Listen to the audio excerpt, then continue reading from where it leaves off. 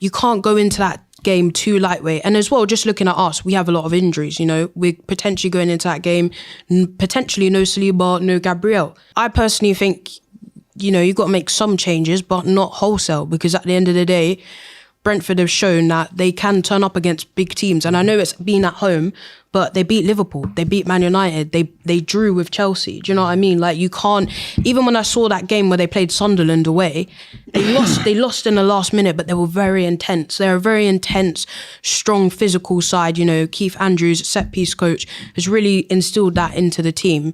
You can't go into that game too lightweight. And as well, just looking at us, we have a lot of injuries, you know. We're potentially going into that game, potentially no Saliba, no Gabriel.